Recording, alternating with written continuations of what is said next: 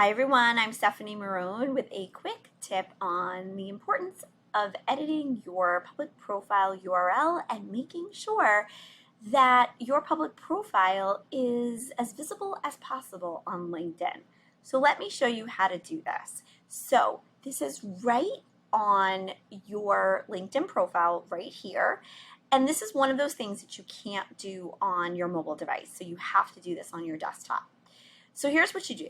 So you simply just click on Edit Public Profile and URL. And what you'll want to do is go to Edit Your Custom URL.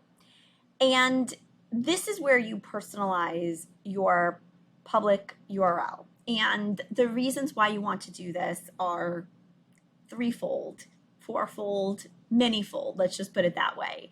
It shows mastery of using LinkedIn. It's much more clean and succinct, and it's easier to include in your marketing materials. So in your email signature, on your resume, on your business card, anywhere where you're putting it. Because if you don't customize it, it's going to have a bunch of extraneous characters in the URL. So it would say something like Stephanie Marone and then Q4PW97.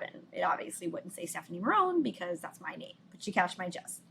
So what you do is you take your cursor over that pencil, and if mine wasn't optimized, I would be deleting all the characters after the last letter of my last name.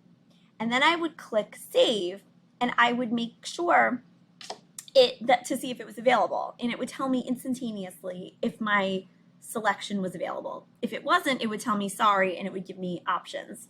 If I didn't like the options that it gave me, because sometimes it would give you an option like Stephanie Marone 25, if there were 25 other Stephanie Marones, you can play around and look at the different permutations. You may want to put in something like a degree. So Stephanie Marone JD, Stephanie Marone CPA, or your middle initial. And if that's not available, you still may need to tinker with it. But for the most part, you'll find something that works. And you may need to refresh your browser, but then it'll be available, and you'll go back and you'll see it in the search bar of your browser. Okay? So that's how you do that.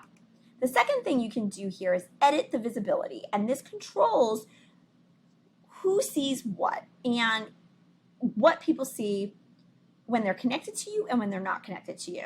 Now, I personally think that LinkedIn is like a web page, and you should let people see everything.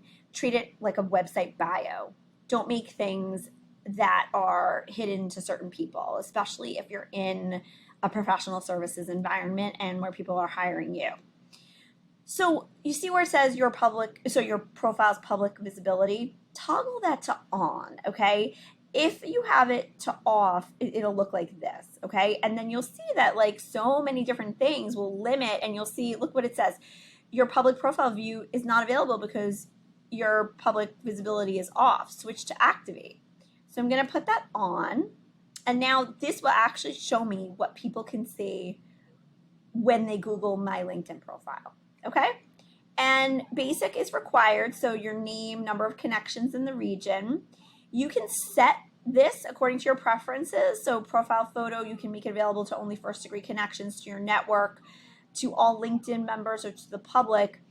I'm going to make mine available to the public. Again, I don't see why not. And then you can see here what you want to make available to people, what they get to see, and just toggle on or off on these things. And I think that there are a lot of things here that would be perfectly acceptable for people to see.